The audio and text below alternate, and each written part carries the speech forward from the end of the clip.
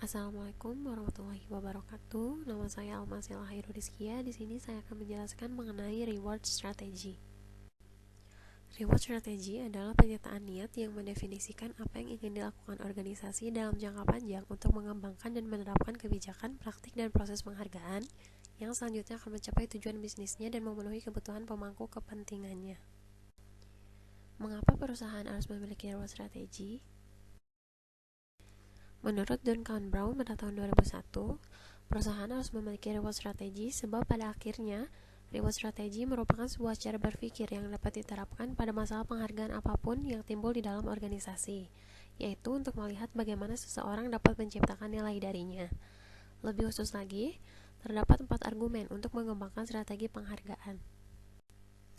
Argumen pertama adalah kita pasti memiliki ide kemana kita akan pergi atau bagaimana kita tahu bagaimana kita menuju ke sana, atau bisa disebut juga sebagai tujuan. Kita tahu bagaimana untuk mencapai tujuan yang ingin kita capai. Lalu argumen kedua adalah membayar biaya di sebagian besar organisasi merupakan item pengeluaran terbesar. Jadi sangatlah masuk akal untuk memikirkan bagaimana biaya harus dikelola dan diinvestasikan dalam jangka panjang. Argumen ketiga, yaitu terdapat kemungkinan hubungan positif antara penghargaan dan kinerja. Jadi perusahaan harus dapat berpikir tentang bagaimana mereka dapat memperkuat hubungan tersebut. Lalu argumen keempat adalah Cox dan Parcell pada tahun 1998 mengatakan bahwa manfaat nyata dari strategi penghargaan terletak pada hubungan yang kompleks dengan kebijakan dan praktik manajemen sumber daya manusia. Pernyataan tersebut menjadi alasan yang baik untuk mengembangkan kerangka kerja strategis penghargaan yang menunjukkan bagaimana proses penghargaan akan dikaitkan dengan proses SDM sehingga mereka menjadi koheren dan saling mendukung. Karakteristik reward strategy. 1. Reward strategy dicirikan oleh keragaman dan dikondisikan baik oleh warisan masa lalu dan realitas masa depan. 2. Semua strategi penghargaan itu berbeda, sama seperti semua organisasi berbeda. 3. Reward strategi memiliki gagasan yang jelas mengenai apa yang perlu dilakukan, tetapi harus mempertimbangkan pandangan dari manajemen puncak. Lalu yang terakhir adalah reward strategi harus memperhitungkan pertimbangan keuangan. Struktur reward strategi. Strategi penghargaan harus didasarkan pada analisis terperinci dari pengaturan hadiah yang ada saat ini, yang mencakup pernyataan tentang kekuatan dan kelemahan. Analisis bisa berbentuk analisis kesenjangan, yakni membandingkan apa yang diyakini seharusnya terjadi dengan apa yang terjadi dan menunjukkan kesenjangan mana yang perlu diisi. Gambar berikut menunjukkan contoh dari analisis kesenjangan yang ada di dalam suatu perusahaan. Di sini terdapat tabel dari apa yang seharusnya terjadi, lalu apa yang terjadi di perusahaan, dan apa yang harus dilakukan oleh perusahaan. Diagnosis perusahaan harus dibuat dari alasan untuk setiap celah atau masalah sehingga keputusan dapat dibuat tentang apa yang perlu dilakukan untuk mengatasinya. Kemudian, dapat disusun seperti judul yang ada di dalam slide berikut. Yang pertama adalah a statement of intention atau pernyataan niat.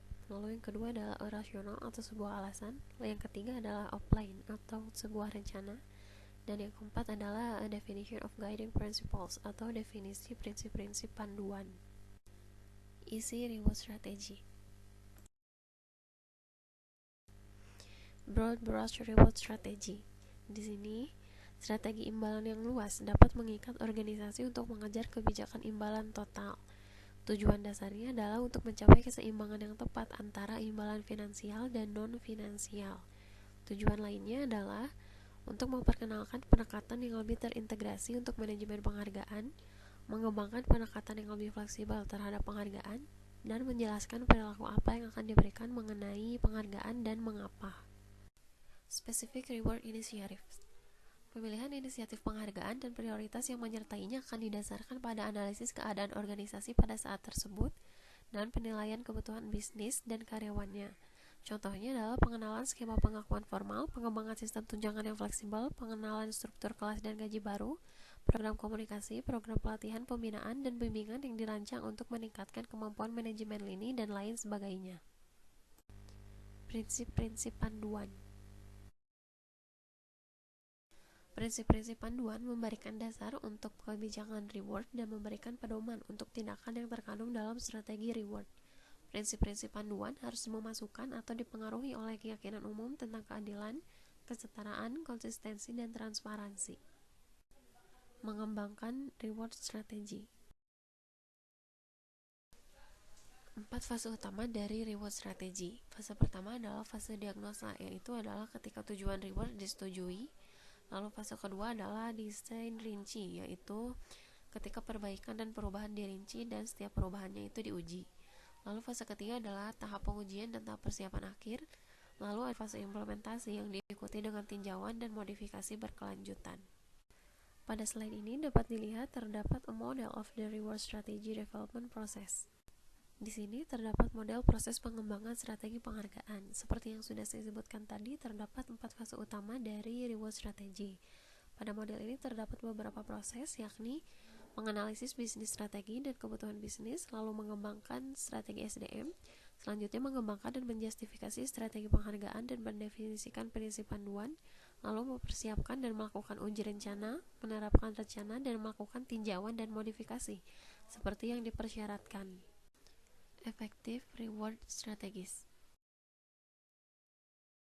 Komponen strategi penghargaan yang efektif. Yang pertama adalah mereka harus memiliki tujuan yang jelas dan hubungan yang jelas dengan tujuan bisnis.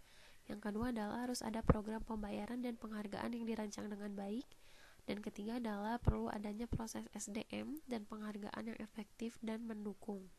Kriteria efektivitas dari reward strategy harus memenuhi pertanyaan-pertanyaan sebagai berikut. 1.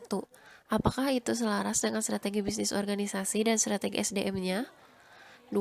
Akankah itu mendukung pencapaian tujuan bisnis dan memperkuat nilai-nilai organisasi, dan jika demikian, bagaimana? 3. Apakah tujuan dari strategi penghargaan didefinisikan dengan jelas, termasuk pernyataan yang meyakinkan tentang bagaimana kebutuhan bisnis organisasi akan terpenuhi dan bagaimana kebutuhan karyawan dan pemangku kepentingan lainnya akan dipenuhi? 4. Apakah ini didasarkan pada analisis dan diagnosis menyeluruh dari lingkungan internal dan eksternal organisasi dan masalah penghargaan yang perlu ditangani? 5. Apakah penilaian yang realistis telah dibuat terhadap sumber daya yang dibutuhkan untuk menerapkan strategi dan biaya yang terlibat? 6. Apakah terjangkau dalam arti manfaatnya melebihi biaya apapun? 7. Apakah langkah-langkah telah diambil untuk memastikan bahwa proses pendukung seperti manajemen kinerja, komunikasi, dan pelatihan tersedia? 8. Apakah program pelaksanaannya realistis? 9. Apakah sudah diambil langkah-langkah untuk memastikan bahwa itu didukung dan dipahami oleh manajer dan staf lini? 10. Akankah Human Resources dan manajer lini mampu melaksanakan dan mengelola strategi dalam praktiknya? 11. Apakah akuntabilitas dan kepemilikan untuk berbagai kebijakan dan praktik penghargaan telah diklarifikasi dengan menjelaskan seperti apa kesuksesan itu dan bagaimana kesuksesan itu akan diukur? Apakah ada mekanisme tinjauan yang efektif? Lalu, 12. Apakah strategi reward fleksibel dalam menyesuaikan dengan perubahan dalam bisnis dan lingkungan? Reward strategy and line management capability. Human Resources dapat memulai kebijakan dan praktik penghargaan baru, tetapi lini yang memiliki tanggung jawab utama untuk mengimplementasikannya. Hal ini memberikan tanggung jawab yang sangat besar kepada Human Resources dan memberikan penghargaan kepada spesialis untuk mengembangkan kemampuan manajemen lini, yaitu untuk memulai proses yang dapat segera diterapkan oleh manajer lini, untuk mempromosikan pemahaman dengan mengkomunikasikan apa yang terjadi, mengapa itu terjadi, dan bagaimana hal itu akan mempengaruhi semua orang, untuk menyediakan bimbingan dan bantuan jika diperlukan, dan untuk memberikan pelatihan formal sebagaimana diperlukan. Sekian presentasi yang dapat saya sampaikan. Mohon maaf apabila banyak kesalahan. Wassalamualaikum warahmatullahi wabarakatuh.